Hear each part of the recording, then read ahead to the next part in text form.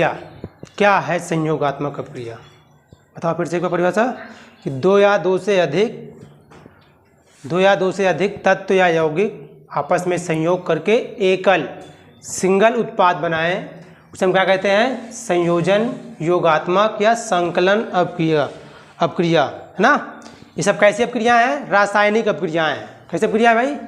रासायनिक अपक्रिया क्या स्थायी अपक्रिया है कि अस्थायी अपक्रिया है? रासायनिक अपक्रिया क्या है, स्थायी कि अस्थायी? अच्छा, स्थायी अस्थायी समझते हो ना आप लोग? स्थायी का मतलब क्या होता है और अस्थायी का मतलब क्या होता है? स्थायी का बोले तो परमानेंट और अस्थायी बोले तो टेम्परेरी। तो रासायनिक अपक्रियाएं कैसी अपक्रियाएं होती हैं? तो ज़्यादातर स्थायी होती हैं, कुछ ही हैं जो अस्थायी होती हैं, लेकिन आपको सिर्फ कौन सी पढ़नी है? स्थायी वाली, ठीक है ना। और याद भी रखना है कि रासायनिक अपक्रिया कैसे होती हैं? स्थायी मतलब जो एक बार बन गई दोबारा वो जल्दी से नहीं तोड़ के बनती हैं। जबकि भौतिक अपक्रियाएं क्या होती हैं? टेम्परेरी होती हैं। भाई जल से बर्फ बना दिया हमने, तो भाई बर्फ से फिर हम जल प्राप्त कर सकते हैं। चलिए यहाँ देखिए, फिर से समझ लीजिएगा एक बार ध्यान से। तो योगात्मक, संयोजन, संकलन अपक्रिया कौन सी होती है भैया? जो दो या दो से अधिक अभिकारकों को आपस में संयोग कराए और क्या बनाए? सिंगल उत्पाद, है ना, एकल प्रोडक्ट या सिंगल प्रोडक्ट बनाती है, उसे कहते हैं हम लोग संयोगात्मक अपक्रिया। इसमें क्या हो सकता है? इसमें हो सकता है कि दो या दो से अधिक तत्व आपस में क्रिया करके कोई सिंगल प्रोडक्ट बनाए। जैसे यहाँ देख लो, कोयले का दहन, मतलब है ना भाई, कोयला जलाते हैं तो कोयला जलाते क्या होता है? कोयले को जब जलाते हैं तो ऑक्सीजन की उपस्थिति में जलता है और क्या बनता है आपका? CO2, कार्बन डाइऑक्साइड बनता है। सिंगल प्रोडक्ट है। अब ऐसा तो नहीं कि हम कार्बन डाइऑक्साइड से बना ले, फिर से कार्बन अलग कर ले, गैस अलग कर ले, ऑक्सीजन गैस कर सकते हैं क्या ऐसा? तो ये व्युत्क्रमणीय अभिक्रिया नहीं है, मतलब कि रिवर्सिबल नहीं है। तो ये स्थायी हो गई, है ना। कार्बन को जलाया, ऑक्सीजन की उपस्थिति में बन गया कार्बन डाइऑक्साइड। अब कार्बन डाइऑक्साइड गैस से हम फिर से कार्बन और ऑक्सीजन अलग नहीं कर सकते, कि कर सकते हैं? नहीं, दो या दो से अधिक तत्व मिलकर के ये अभिक्रिया कर सकते हैं, या दो या दो से अधिक यौगिकों के मध्य होती है अभिक्रिया। तो यहाँ देखो, दो या दो से अधिक यौगिक किसे कहते हैं? जो निश्चित अनुपात में होते हैं। जो अभिक्रियाएं निश्चित अनुपात में होती हैं उन्हें कहते हैं यौगिक, है ना, जो मिश्रण, समझे? तो भैया यौगिक बोले तो इसे यहाँ पे आप देखिए ध्यान से, तो जैसे ये NH3 मतलब अमोनिया, HCl मतलब हाइड्रोजन क्लोराइड गैस, ये दोनों क्या है? यौगिक है। इसमें दो परमाणु है ना, हाइड्रोजन क्लोराइड है और इसमें नाइट्रोजन और हाइड्रोजन है। तो दो यौगिक आपस में संयोग करके क्या बना रहे हैं? Ammonium chloride. क्या बना रहे हैं? अमोनियम क्लोराइड, जो क्या है? सिंगल प्रोडक्ट है ना। या कुछ ऊर्जा भी रिलीज करते हैं, योगात्मक अपक्रियाएं में कुछ ऊर्जा भी निकलती है, ठीक है। तो चलिए इसके बाद हेडिंग आपकी बनेगी क्या? वियोजन अपक्रिया या अपघटन अपक्रिया। अभिकारक पदार्थ का उपर्युक्त विधियों, इसका मतलब क्या है? उपर्युक्त या उपयुक्त परिस्थितियों में दो या दो से अधिक सरल पदार्थों में विभाजन जो हो जाता है उसे क्या कहते हैं? वियोजन अपक्रिया, ठीक है। जैसे आपके सामने ये एग्जांपल है कि AB कोई क्या है? अभिकारक है। AB अभिकारक है। इसको क्या करके किसी भी परिस्थितियों में, जैसे कोई अलग से क्या दे करके? ऊष्मा देकर। क्यों? क्योंकि ये कैसी अपक्रियाएं होती हैं? समझते हो ना इसका मतलब क्या होता है? क्योंकि वियोजन अपक्रिया कैसी अपक्रिया है? ऊष्मा शोषी अपक्रिया है। इसका मतलब क्या होता है कि ये पहले ऊष्मा को शोषित करती है, समझे ना। मतलब इसके लिए क्या चाहिए? अलग से एनर्जी चाहिए। जैसे यहाँ पे देखो एग्जांपल में ना, सूर्य का प्रकाश, या इसको तीव्र गर्म करके लिखा था ना भाई, तीव्र गर्म करके। तो वियोजन में क्या होता है? एक अभिकारक अपने अवयव में टूट जाना, वही कहलाता है वियोजन अपक्रिया, ठीक है। जैसे ये आपका कोई अभिकारक था जो किसमें टूट गया? अपने अवयवों में। क्योंकि जो पदार्थ टूटता है वो अपने ही अवयवी गुणों में टूटेगा। ऐसा नहीं कि कार्बन टूट करके क्या बना ले? ऑक्सीजन बना ले। कहीं बनाएगा? कार्बन टूटेगा तो अपने ही चीज़ों में टूटेगा। इसी कुर्सी काहे की है? प्लास्टिक की है। ये लकड़ी में बन जाएगी टूटने के बाद, कहीं में टूटेगी? रहेगी तो प्लास्टिक की ही ना, बस इसका आकार चेंज हो जाएगा। टूटने के बाद क्या होगा इसका? ऐसा नहीं कि लकड़ी बन जाए, तो जिसमें है उसी में रहेगी। उस तरीके से जैसे यहाँ पर देखो, पहला एग्जाम्पल आपका क्या है? चूना पत्थर का वियोजन। चूना पत्थर का सूत्र क्या होता है? CaCO3, calcium carbonate. ये क्या है? चूना पत्थर है जो हम लोग पेंट करने के लिए घरों में लाते हैं, ठीक है। चूना पत्थर, इसे क्या करते हैं? तीव्र गर्म करते हैं तो क्या होगा? कैल्शियम ऑक्साइड में टूट जाएगा और कार्बन डाइऑक्साइड गैस निकलेगी। ये क्या है? गैस है, समझे। ये क्या है? सॉलिड रहेगा, लिक्विड में आ जाएगा, मतलब आपका पेरोक्साइड बनाएगा। तो कैल्शियम ऑक्साइड में टूटेगा और कार्बन डाइऑक्साइड में टूटेगा। हम लोग देख रहे हैं कि अभिकारक कितना है? एक है। कितने अभिकारक है? एक अभिकारक। और टूट किस में रहा है? कम से कम 2 या 2 से 3 4 2 से अधिक उत्पादों में टूटे तो उसे क्या कहेंगे? वो कौन सी अभिक्रिया के अंतर्गत होगा? तो वियोजन अभिक्रिया के अंतर्गत होगा। हाइड्रोजन पेरोक्साइड क्या है? हाइड्रोजन पेरोक्साइड एक गाढ़ा चिपचिपा पदार्थ होता है जो अभिकारक के रूप में यूज करते हैं ना। इसका सूत्र क्या होता है? H2O2। जब इसे सूर्य के प्रकाश में लाते हैं तो क्या होता है? 2 चीज़ों में टूट जाता है, जल में और ऑक्सीजन में। होता क्या है? इस H2O2 से एक हाइड्रोजन का अणु निकल जाता है, ऑक्सीजन का अणु निकल जाता है, जिससे क्या बनता है? H2O और O2, मतलब ऑक्सीजन जो गैस होती है और एक लिक्विड होता है। इतनी बात समझ में आई? चलो आगे देखते हैं। अब इसके बाद है आपकी विस्थापन अभिक्रिया। देखो, विस्थापन अभिक्रिया बोलो या प्रतिस्थापन बोलो, किसी किसी बुक में प्रतिस्थापन भी दे रखा है, रिप्लेसमेंट, प्रतिस्थापन। क्या लिख रहा हूँ? प्रतिस्थापन, ठीक है। चाहे तो विस्थापन बोलिए, चाहे तो प्रतिस्थापन। इसका मतलब क्या होता है? शब्द का मतलब थोड़ा समझ लो। इस शब्द का मतलब विस्थापन मतलब क्या होता है? ये हाँ, ये एक स्थान से दूसरे स्थान तक, मतलब दूसरे स्थान पर पहुंचना, है ना। तो क्या है भैया विस्थापन अभिक्रिया? तो वे रासायनिक अभिक्रिया जिनमें कोई तत्व या यौगिक का तत्व, या तो कोई तत्व करे या तो कोई यौगिक का तत्व करे, है ना। वे रासायनिक अभिक्रियाएं जिनमें कोई तत्व या यौगिक का तत्व अभिक्रिया में भाग लेता है या अन्य यौगिक में उपस्थित तत्व क्या करता है? उसके स्थान से विस्थापित करके स्वयं को क्या करता है? मतलब स्वयं अपने आप को उस स्थान पर ला लेता है या रख देता है। तो भैया उसे क्या कहते हैं? उसे हम लोग कहते हैं विस्थापन अभिक्रिया। कुछ पहले पढ़ा?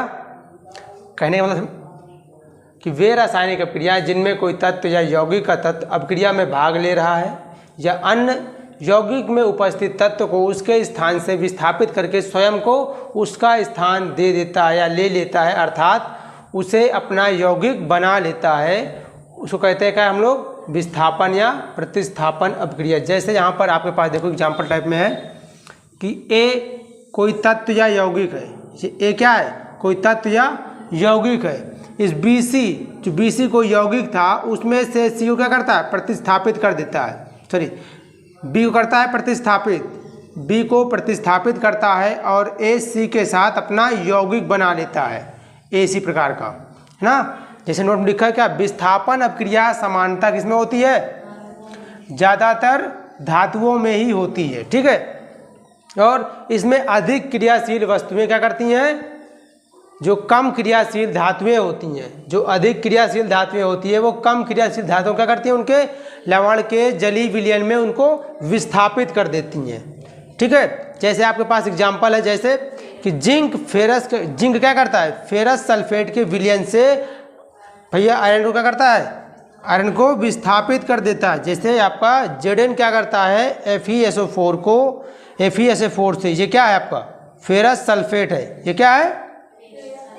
फेरस सल्फेट है। इस फेरस सल्फेट से आयरन को क्या करता है? आयरन को विस्थापित कर देता है और खुद जिंक क्या करता है? इसके साथ क्रिया करके जिंक सल्फेट बना लेता है। ये क्या है? जिंक सल्फेट, ठीक है ना। जैसे दूसरा एग्जाम्पल आपका है कि कॉपर क्या करता है? सिल्वर नाइट्रेट के साथ, जो कॉपर है सिल्वर नाइट्रेट जब क्रिया कराते हैं तो कॉपर सिल्वर का क्या करता है? सिल्वर को आपका इसको कर देता है विस्थापित। भैया सिल्वर को कॉपर क्या करता है? विस्थापित कर देता है। ऐसा क्यों होता है? क्योंकि सिल्वर जो होता है वो कॉपर से कम क्रियाशील होता है। अभी हम लोग देखेंगे आगे जो क्रियाशील धातुएं कौन कौन सी धातुएं हैं। तो अधिक क्रियाशील धातुएं कम क्रियाशील धातु क्या करती हैं? विस्थापित कर देती हैं। विस्थापन अभिक्रिया के अंतर्गत जो अधिक क्रियाशील धातुएं होती हैं, ज़्यादातर ये अभिक्रिया कहाँ देखने को मिलती है? तो धातुओं में देखने को मिलती है। ज़्यादातर कहाँ मिलती है?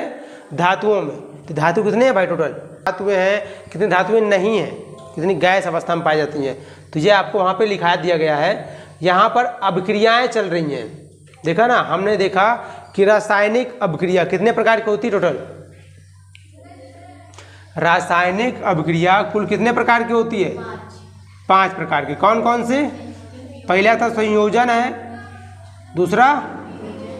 दूसरा आपका वियोजन, तीसरा क्या है भाई जो हम लोग पढ़ रहे हैं, क्या? विस्थापन, चौथा क्या है? 2 बार विस्थापन हो जाए, है ना। और 5वां क्या है? ऑक्सीकरण या उपचयन अभिक्रिया, या इनको बोलते क्या है हम लोग? रेडॉक्स अभिक्रिया। ठीक है, तो भैया विस्थापन अभिक्रिया किसे कहते हैं ये आप लोगों को अच्छे तरीके से समझ में आ गया है। किसे कहते हैं? तो वे रासायनिक अभिक्रिया जिसमें कोई तत्व हो या कोई यौगिक का तत्व क्या करे, किससे अभिक्रिया करे? अन्य यौगिकों से, है ना। ये अन्य यौगिकों से अभिक्रिया करके क्या करे, उसमें से किसी चीज को विस्थापित करके स्वयं को उसके साथ लगा ले। तो इस प्रकार की अभिक्रिया को कहते हैं हम लोग क्या? विस्थापन अभिक्रिया। ठीक है, जैसे यहाँ पे आपने देखा ना, जिंक क्या करता है? फेरस सल्फेट से आयरन को विस्थापित करके खुद को चिपका लेता है। क्या बनता है आपका? जिंक सल्फेट बनाता है। जैसे आपका कॉपर है, सिल्वर नाइट्रेट के साथ जब क्रिया करता है तो कॉपर क्या करता है? जो आपका सिल्वर है उसको क्या करता है? विस्थापित कर देता है और खुद नाइट्रेट के साथ रिएक्शन करके कॉपर नाइट्रेट बनाता है। ये आपका क्या है? कॉपर नाइट्रेट है। बात समझ में आई कि नहीं? चलिए इसको नोट कर लीजिए। चलिए देखिए क्या है द्विविस्थापन अभिक्रिया। विस्थापन अभिक्रिया क्या है? किसी चीज का एक बार विस्थापन होता है तो हम कहते हैं विस्थापन अभिक्रिया। यहाँ पर क्या है? द्विविस्थापन अभिक्रिया, है ना, डबल डिस्प्लेसमेंट रिएक्शन है। तो होता क्या है? वे रासायनिक अभिक्रिया जिनमें अभिकारी पदार्थों के अणुओं में 2 भिन्न आयन अथवा परमाणुओं के समूह एक दूसरे को करते हैं भैया, एक दूसरे को प्रतिस्थापित करके नए उत्पाद का निर्माण करते हैं, तो ऐसी अभिक्रिया को हम लोग क्या बोलते हैं? द्विविस्थापन अभिक्रिया बोलते हैं। जैसे आपके पास AB कोई यौगिक या परमाणुओं का समूह है और एक है CD, जब ये दोनों आपस में अभिक्रिया करते क्या बनाते हैं? तो A से B विस्थापित होता है और C से D विस्थापित होता है, बनता क्या है? AD plus BC। ठीक है, नोट में क्या लिखा हुआ है कि अवक्षेपण अम्ल या क्षारों की जो अभिक्रियाएं होती हैं वो होती है आपकी द्विविस्थापन अभिक्रिया। इसके बाद आपको जो चैप्टर आने वाला है वो क्या है?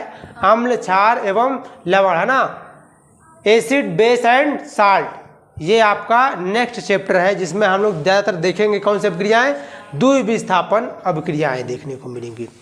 इस चैप्टर में हमने सिर्फ अभिक्रियाओं के बारे में ही अध्ययन किया है। जितने प्रकार की अभिक्रियाएं होती हैं उनके बारे में हम लोगों ने डिस्कशन किया है। अभी एक अभिक्रिया रह गई है, इसको हम लोग देखेंगे नेक्स्ट वीडियो में या नेक्स्ट दिन, अगले दिन देखेंगे।